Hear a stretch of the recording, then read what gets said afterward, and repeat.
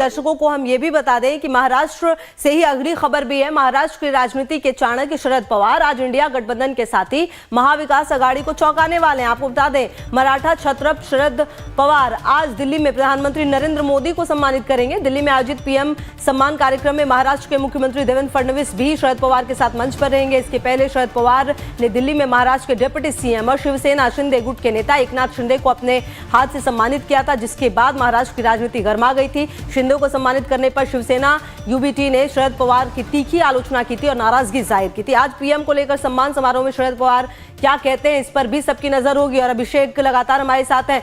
अभिषेक, देखिए, महाराष्ट्र में चुनाव हुए हैं, क्लियर मैंडेट बीजेपी को जरूर मिला था और गठबंधन की सरकार चल रही है, लेकिन इन सब के बीच शरद पवार जो हैं वो चौंकाने वाले हैं। आज पीएम का सम्मान करेंगे, क्या मैसेज देने की कोशिश होगी? अभिषेक,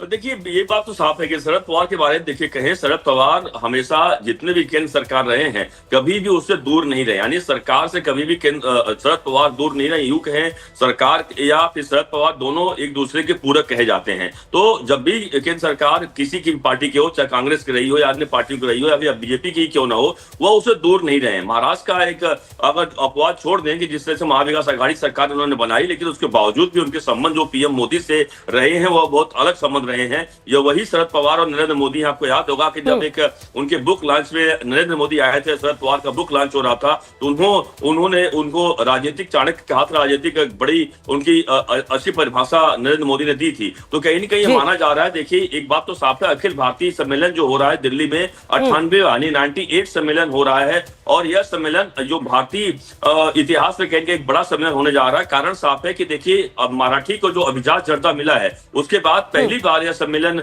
दिल्ली में हो रहा है और इसके बाद इसका महत्व बहुत अधिक बढ़ जाता है। यही कारण है। ठीक है अभिषेक, आप रहिए हमारे साथ, आप महत्वपूर्ण जानकारी दे रहे हैं। प्रशांत भी हमारे सहयोगी हमारे साथ जुड़ गए हैं। प्रशांत, देखिए, अभिषेक भी यही बता रहे थे कि शरद पवार एक वो जनप्रतिनिधि हैं जिनके केंद्र सरकार से, चाहे केंद्र में सत्ता किसी की भी हो, संबंध खराब नहीं हुए। पहले एकनाथ शिंदे को सम्मानित किया, पीएम मोदी को सम्मानित करेंगे। निश्चित तौर पर महाराष्ट्र की राजनीति में क्या कुछ और भी हलचल हो सकती है?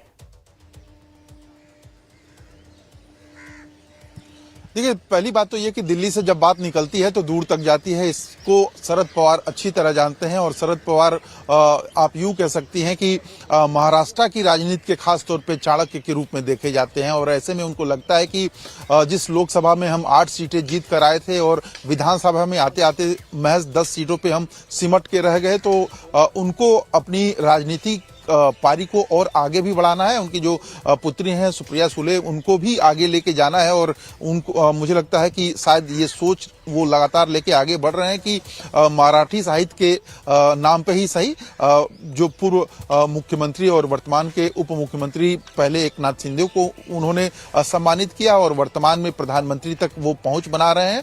जाहिर है, आप गौर करेंगी तो इस पूरे कार्यक्रम के पीछे ध्यान देंगी तो बीएमसी का चुनाव महाराष्ट्र का नजदीक है।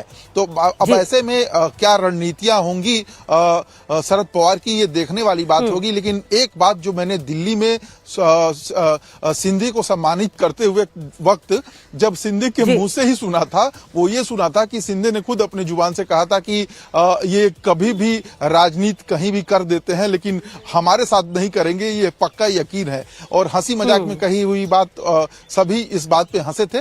तो मुझे लगता है कि शरद पवार जो है एक मजे हुए राजनीतिज्ञ हैं और बीएमसी चुनाव नजदीक है। ऐसे में ये जो पूरा सुचारू रूप से कार्यक्रम चल रहे हैं, कहीं उसका एक परिणित तो नहीं, ये देखने वाली बात हो सकती है। ठीक है, लगातार नजर रहेगी। बहुत शुक्रिया अभिषेक, आपका भी, प्रशांत आपका भी, इन तमाम जानकारियों के लिए। तो लगातार नजर रहेगी।